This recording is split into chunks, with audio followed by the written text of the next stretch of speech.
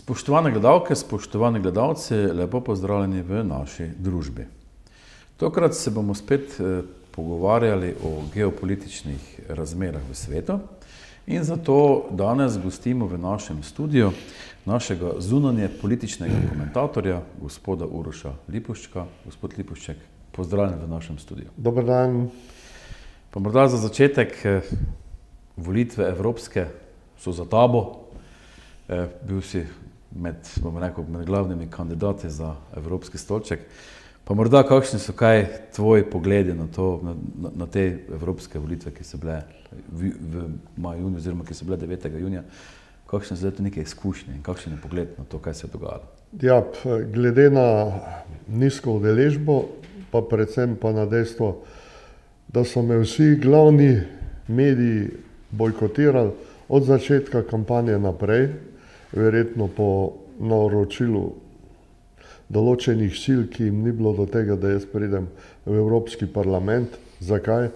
Zato, ker moja glavna deviza je bila: čas je za razum in čas je za mir. Evo, vidite, kaj se danes dogaja v Ukrajini.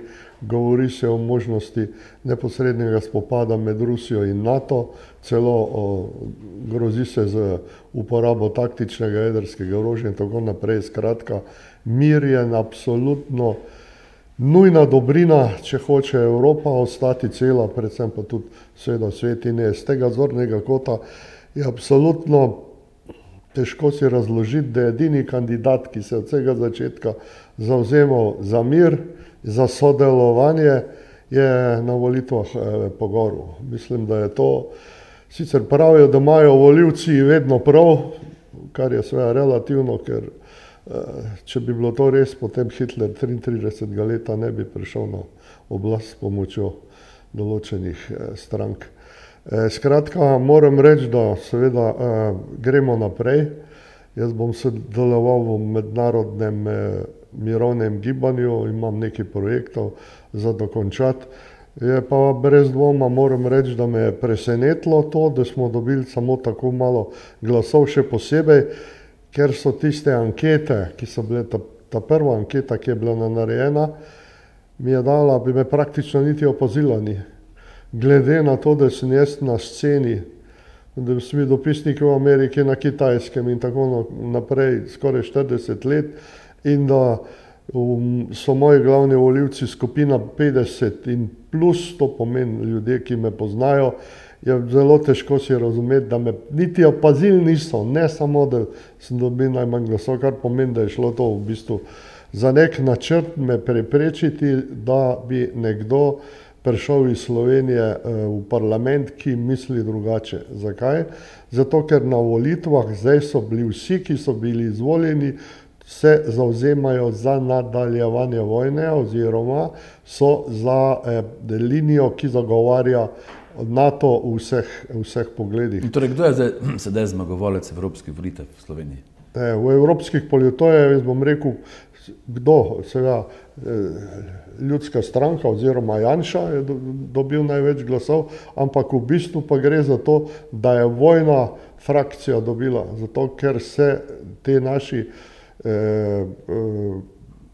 poslanci, ki so se samo bili zbrani, se samo z besedami zavzemajo za mir in pogajanja v Ukrajini, medtem ko v bistvu pa podpirajo nadaljevanje vojne, očitno do zadnjega Ukrajinca. To potrjuje tudi dejstvo, da recimo jaz sem še na zadnjem soočenju, mene so povabili samo na tista soočenja, kjer so me morali povabiti, absolutno. Sem opozoril, da je vseh 8 bivših poslancev v Evropskem parlamentu je glasovalo za resolucijo, ki je prvič zahtevalo do vseh držav, ki imajo rakete dolgega dosega, da jih dostavijo v Ukrajini, da bo lahko streljala nekam v notranjost Rusije, in drugič, da bomo odslej naprej 0,25% družbenega bruto proizvoda namenjali za vojaško pomoč Ukrajini, odslej naprej. Kaj to pomeni? To pa pomeni, meni so ekonomisti izračunali, da to pomeni najmanj 1500 dvosobnih stanovanj na leto. To pomeni, namesto da bi mladi v Sloveniji dobili 1500 stanovanj na leto, bomo pa Ukrajino oboroževali. In to so vsi poslanci, vseh 8 poslancev levih in desnih je za to glasovalo in jaz sem na zadnjem soočenju, kamor so me milostno povabili, na to opozoril, nobenega odmeva, ni nobene reakcije. To pomeni, da je naša javnost povsem inertna, da jo ne zanima. In ta vojna, ki je zdaj v Ukrajini, grozi, da se bo spremenila v prvo vseevropsko vojno, upam, da ne tudi svetovno vojno. Ampak izjave ne samo naših, ampak tudi predvsem teh vidnih evropskih politikov, glede te vojaške pomoči za Ukrajino, govorijo, da če se Ukrajine z vojaškim materialom ne bo podpiralo, da bo najprej Ukrajina padla, potem pa bodo šli Rusi naprej, ne, Litva, Latvija, Estonija, Poljska in tako naprej. Nekateri govorijo, da bodo šli tudi do Odre, do Berlina in tako naprej. To so pravljice za lahko noč otroci, zato ker če ruska vojska v skoraj 3 letih ni uspela niti zlomiti odpora ukrajinske vojske, počasi se napreduje, ampak ni ga pa zlomila. Vsi so pričakovali, da bo to samo sprehod ruske vojske skozi Ukrajino. Če tega ni sposobna, kako naj ruska vojska zavzame tudi druge vzhodne evropske oziroma celo zahodne evropske države. To je praktično nemogoče storiti.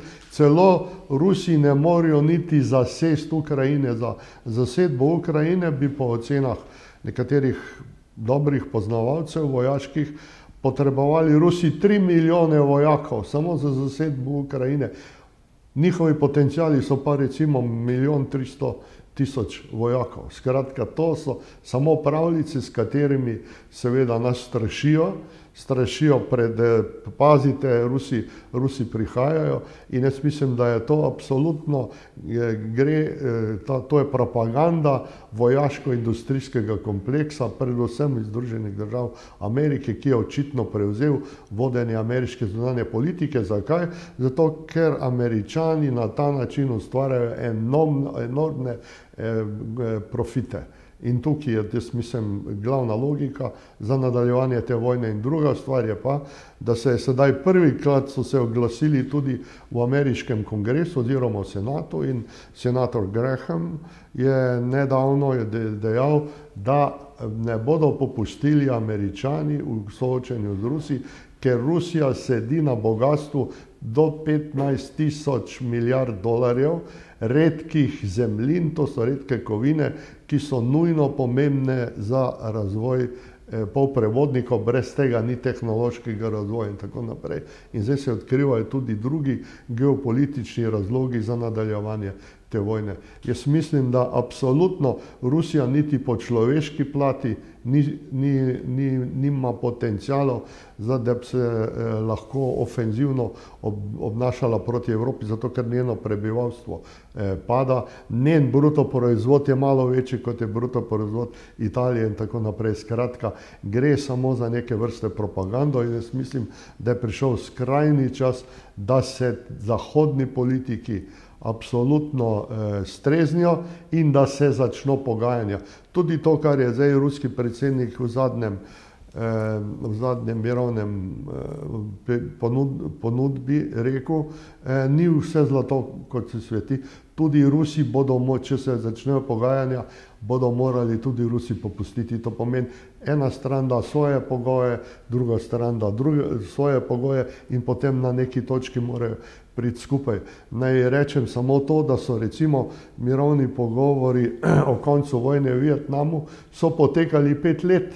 To so bili tajni pogovori, ki so potekali v glavnem v Parizu in obe strani sta na začetku imeli pa popolnoma diametralno nasprotna stališča in tekom razvoja dogodkov so se stališča začela približevati. Nekaj podobnega, jaz mislim, se bo zgodilo tudi tukaj. Mislim, da bo ta vojna nažalost še trajala, da ne bo prišlo do tega, da bi se... Ampak so tu kakšna tajna pogajanja v ozadju? No, jaz mislim, da v tem trenutku jih ni, ker če bi bila tajna pogajanja, si ne bi grozili tako odkrito, kot si zdaj grozijo. Mislim pa, da se do neki točki se bodo začela ta pogajanja.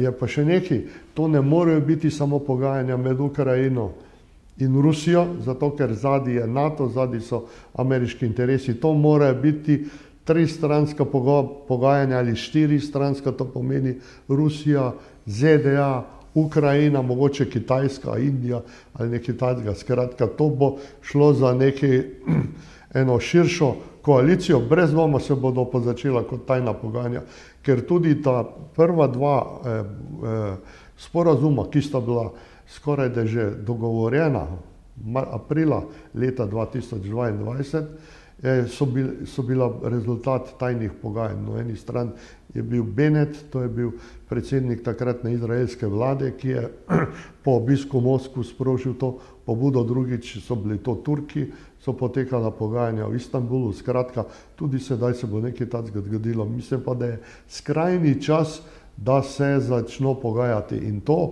kar se danes dogaja, to je absolutno nesprejemljivo. Recimo Američani so pred parmi dnevi dovolili Ukrajincem, da uporabljajo njihove rakete za napadanje na ruske cilje v notranjosti. Če bo prišlo do tega, da bo dozadeli nek vitalni objekt ruski, bodo Rusi absolutno odgovorili z vso silo, in kaj se bo zgodilo potem, lahko samo ugibamo. Upam, da je ostalo v teh politikih levih in desnih še nekaj razuma.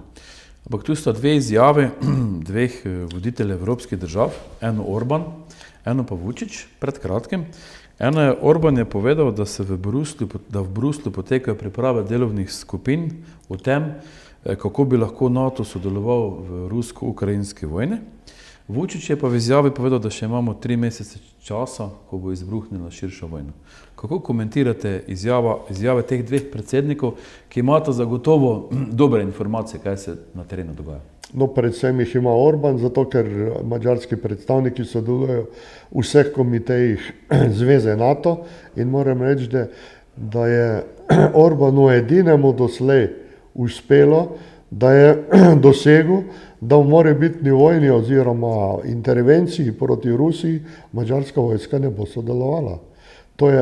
To pomeni, da ni tako nemogoče, da neka država tudi v NATO vodi samostojno politiko. No, to, kar vemo, kaj se dogaja, vemo predvsem z par intervjujev, ki jih je madžarski predsednik vlade dal medijem, o tem, da obstajajo, ne vem, trije koridori, več centrov NATO, kako bo to potekalo, in on je izrazil veliko skrb, da smo na začetku točke brez povratka.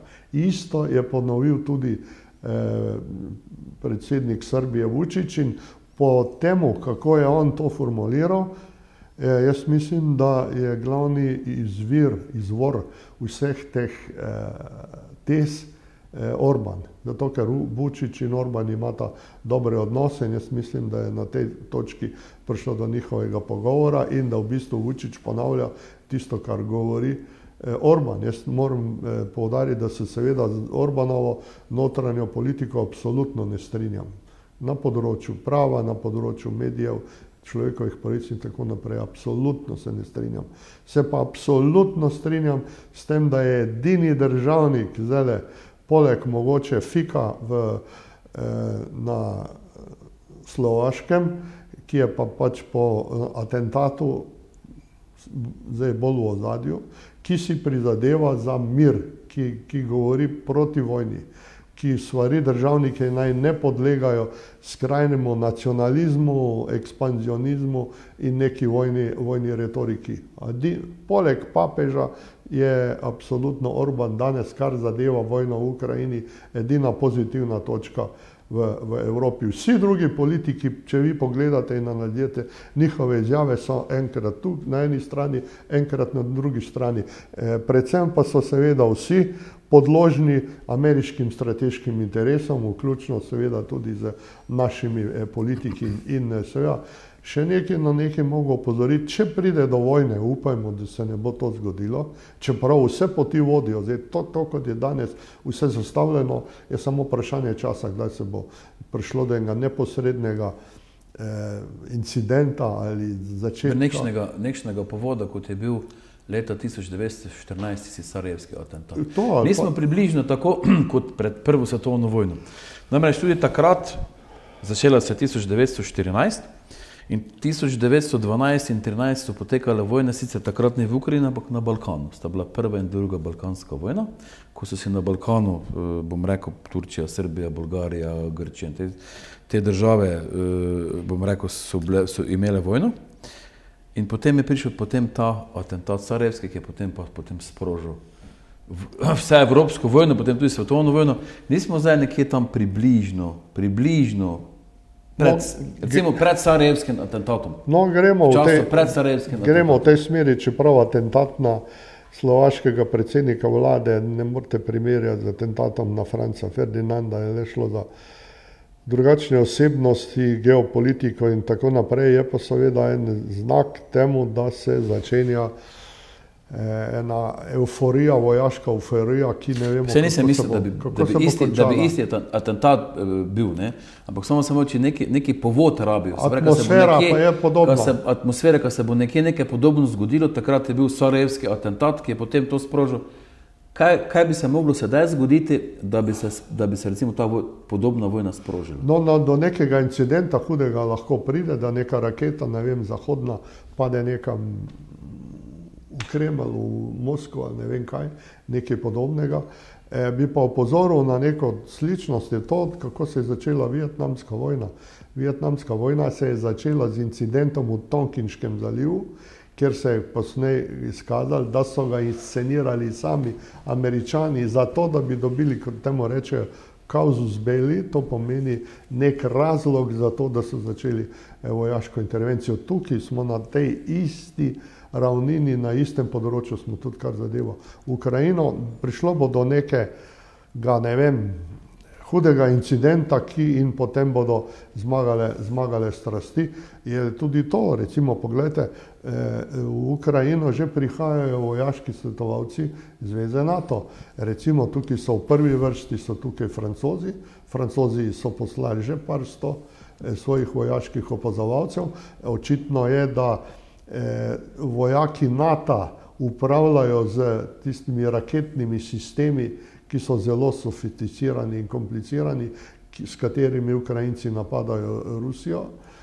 To pomeni, da NATO je že neposredno praktično udeležen v vojaških spopadih. In Putin je zagrozil odkrito, da če pride do tega, da bodo ugotovili, da so Francozi zadaj, da bodo storili vse, da bodo uničili v celoten ta francoski kontingent in utegne se to zgoditi. In po nekih nepotrjenih vesteh naj bi Rusi pred, ne vem, 14 dnevi, nekaj takega, v bistvu že z eno raketo zadeli en sedež, kjer so stanovali, kjer so bili nastanjeni francoski vojaki in naj bi prišlo do številnih žrtev. Čeprav to so seveda vojaške skrivnosti, o tem nihče noče govoriti, ampak dogaja se pa marsikaj in problem je v tem, da mi ne vemo, kaj se točno dogaja.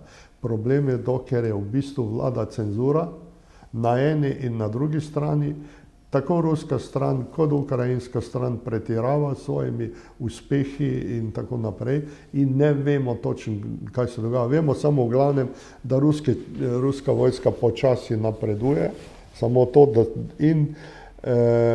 da v Ukrajini vse bolj zmanjkuje vojakov in da so Američani odločeni, da pred ameriškimi volitvami, ki bodo 5. novembra, ne bodo dopustili, da bi prišlo do zloma režima Zelenskega, ker to bi pomenilo, da Biden praktično nima nobenih možnosti za izvolitev v Belo hišo. Torej bo Trump novi predsednik? Jaz mislim, kot sedaj kaže, bo. Kot sedaj kaže, bomo videli, kaj se bo še dogajalo. Ampak Biden, seveda, njemu delnice padajo tudi ne samo zaradi Ukrajine, predvsem zaradi Izraela. Ker pokazalo se je, da velik del ameriške mlajše generacije, ki je tradicionalno volil za demokrate, tokrat vse bolj razmišlja, da ne bi prišel na volitve, da ne bi oddal glas podpore za demokratskega kandidata zaradi genocida, ki ga Bidenova administracija podpira v Gazi. Tako da jaz mislim, da bodo implikacije in tega, kar se dogaja v Gazi in ukrajinske vojne, bistveno vplivale na izid ameriških predsedniških volitev, ampak glede na to, da sta oba kandidata zelo sporna, je veliko vprašanje, v kakšni meri, kaj se bo zgodilo z ameriško politiko po predsedniških volitvah. Omenil si Izrael, ne, pa to, kaj se v Gazi dogaja. Pa nekako nam prek medijev govorijo, da smo neka napredna družba, človekove pravice in ne vem kaj vse. Bom rekel, ta zahodna družba, ne. Kako je potem to možno v današnjem času?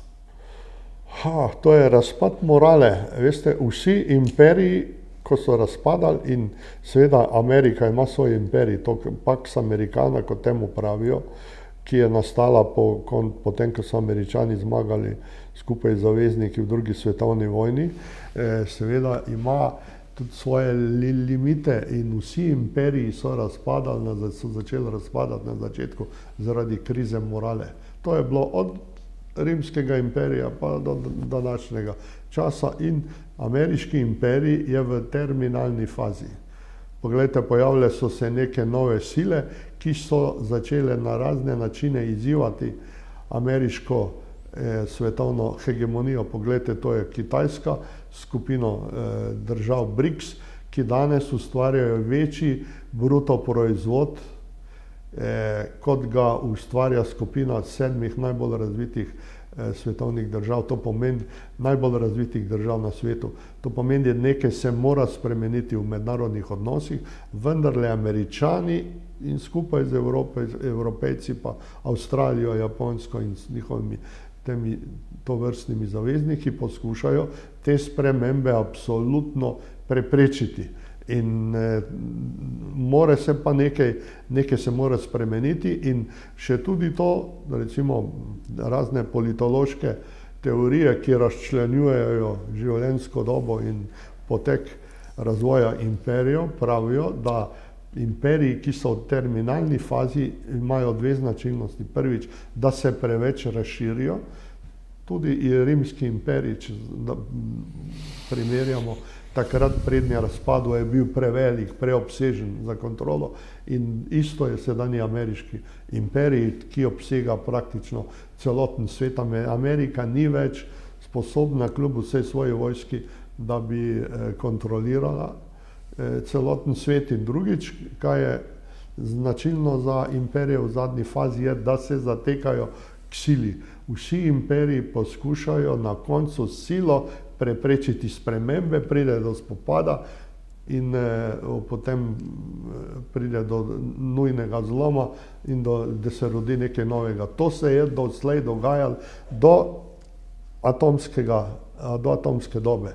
Zdaj se je pa stvar bistveno spremenila, ker takrat so imperiji umirali in novi nastajali, prišlo je samo do geopolitične spremembe ravnotežja sil. Danes se je pa to bistveno spremenilo, ker obstaja velika nevarnost atomske vojne. To pomeni, če bi nek imperiju grozil razpad, seveda utegne podseči ali napoveduje, da bo posegel po atomskem orožju. Rusi recimo direktno pravijo, da če v njihovi jedrski doktrini je noter načelo, formulacija, da če bi grozil razpad Ruske federacije, so pripravljeni uporabiti za začetek taktično jedrsko orožje. Američani pa sploh imajo v svoji jedrski doktrini možnost prvega jedrskega udarca. To pomeni, da danes so se razmere bistveno spremenile v primerjavi s preteklimi časi in razmere so zato bistveno bolj nevarne, kot so bile doslej. Koliko smo pa Slovenija oddaljeni od tega konflikta, da tudi resno zabredemo v to nesrečno ukrajinsko-rusko vojno? Kajti en podatek je tistih 0,25% bruto domačega proizvoda namenjenega za vojaško pomoč Ukrajine, Potem en koridor od teh treh gre čez Slovenijo, se pravi za vstopno točko Koper, torej smo na nek način vojaški cilj. In pa tudi, kako daleč smo mi od tega oddaljeni, da bodo šli naši vojaki v Ukrajino. No, to zadnje vprašanje vam ne morem povedati, ampak dejstvo je, da smo seveda mi kot člani NATO, z vojaške zveze NATO, udeleženi v tem konfliktu. Edina država, ki se je zdaj distancirala, je bila Madžarska, mogoče na tej poti, da je tudi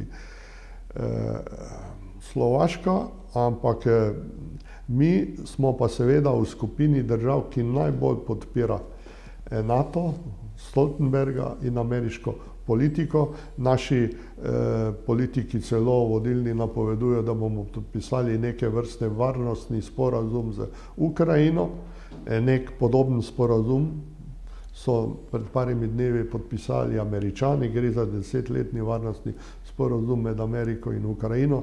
Namen tega sporazuma je bil preprečiti bodočemu ameriškemu predsedniku, recimo, če bo prišel Trump, da ne bo kar tako končal vojne v Ukrajini, ampak bo obvezen na nadaljevanje pomoči. Ampak mi seveda nismo v tej situaciji in mi ni jasno, kaj bi lahko kakršenkoli sporazum Slovenija podpisala varnostni za Ukrajino. Jaz sem absolutno, mislim, da humanitarno podpiramo Ukrajino, to absolutno. In drugič, da recimo sodelujemo pri razminiranju, imamo za to vse ustrezne kapacitete, ja, ampak drugače pa Slovenija ni absolutno v nobeni zvezi in ne sme biti v nobeni zvezi z vojno v Ukrajini. Meniš, da ne poznajo naši politiki tistega indijskega pregovora, kjer se ravsajo sloni, tam je poteptana ponavadi trava. No, to se utegne seveda nam zgoditi, še posebej to, kar si omenil, obstajajo 3 koridorji, en koridor je severni, to je ta najpomembnejši preko Hamburga.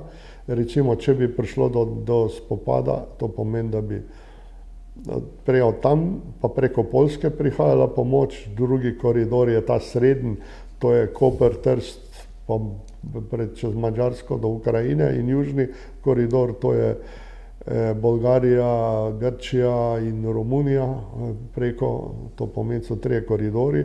In ta srednji koridor je seveda zelo pomemben. Vse so napovedali, vse je bilo v naših časopisih objavljeno. In smo na ta način vojaška tarča. Da bodo po noči vozila, vojaška vozila iz smeri Kopra proti madžarski meji po naših avtocestah, šlo naj bi za vaje, ampak to seveda vaje v narekovaju, to pomeni gre za že izpopolnjevanje kapacitet za morebitno vojno proti Ukrajini. In če bi prišlo res do tega, da pride do vojne v Ukrajini in če bi začeli Rusom slabo iti, potem bodo Rusi absolutno razširili vojno. In glede na to, da smo mi na tej poti srednjega koridorja, je jasno, da bomo takoj noter. Tukaj je zelo pomembno vprašanje tako imenovanih ljubljanskih vrat. Spomnite se, celo bivša jugoslovanska vojska je na Vrhniki imela raketne sisteme za obrambo teh ljubljanskih vrat, ker je to najpomembnejši prehod med Zahodom in Vzhodom v centralni Evropi. To pomeni, če bi prišlo do vojne, je seveda ena od morebitnih absolutno potencialnih točk, seveda so ljubljanska vrata, kar pomeni, da smo lahko takoj v vojni. Jaz mislim, upam, da se to ne bo zgodilo, mislim pa, da bi naši politiki morali to upoštevati, da bi morali biti seveda bolj previdni v svojih izjavah, zato ker je mi smo tako majhni, da absolutno ne moremo preprečiti niti vojne, praktično. Kaj recimo naše politike odlikuje? Naivnost, neznanje, nesposobnost, lakajstvo ali kaj podobnega? Mislim, da je praktično vse, kar si naštel. Nažalost moram reči, da se tukaj vidi, da nimamo državne... Recimo, vedno tudi na sodiščih vse zgubimo. Nimamo... Ne vidimo zdaj te ribiče tam dole, vidimo, kak je zmejo. Ja, nimamo... Vse se vidi, ampak ni to nek odraz naših sposobnih politikov, no, če sem lahko malo kritičen. Vidi se nekaj, da nimamo dolgoročne državne tradicije, To je ena stvar. Drugič, da smo preveč strankarsko sprti, da je zmeraj opozicija nagaja vladi, da pade in obratno, da je ta problem, da nimamo nekega nacionalnega konsenza, to je brez dvoma jasno in to se pozna v naši zunanji politiki in še nekaj, da recimo nekateri, ki imajo mednarodne izkušnje, praktično nimajo nobenega vpliva na delovanje naše zunanje politike. Praktično jih ne konzultirajo in tako naprej. In jaz mislim, da je to velika napaka. In jaz mislim, da Slovenija je sicer stopila na pot demokracije, ampak demokracija v naši državi je sicer na zunaj lepa, krasna, ampak ko pogledaš pod površje, nam pa še veliko manjka. In jaz mislim, da nam manjka državnikov. Državnike pa se rodijo. Ne moreš ti državnika kar tako vzgojiti, mora biti plod neke državne tradicije. Ja, bi rabili sedanjega generala Majstra. Ja, lahko. Da bi malo red naredil v Sloveniji. No, ampak v izjemnih zgodovinskih trenutkih se rodijo tudi izjemne osebnosti. In nekaj takega, kot pri nas se dogaja tudi v Evropi. Povejte mi enega pomembnega evropskega treznega politika danes. Povejte mi. Ga praktično ni, razen papeža, ga ni. Vsi, poglejte, francoskega predsednika Macrona, en dan je tako, drug dan je drugače. Poglejte, britanske državnike, te so sam sanjajo o nekem mini britanskem imperiju. Poglejte Nemčijo, poglejte Scholza, pa to je praktično država brez hrbtenice. On nima več, oni so samo še podložniki ameriških strateških interesov. Skratka, prišlo je do tega, da Evropa nima nekih moralnih avtoritet, nekih resnih osebnosti, ala Brandt, Kohl, Adenauer in tako naprej, de Gaulle, ki bi prevzele pobudo in sicer, da bi šli v smeri miru, zato ker to, kar se danes dogaja, gre vse v smeri vojne. Uroš, hvala lepa za zanimivi pogovor in hvala lepa za tvoj čas, da so svet po dolgem času malo predebatirala te aktualne geopolitične razmere v Sloveniji, Evropi in svetu. Hvala lepa za povabilo.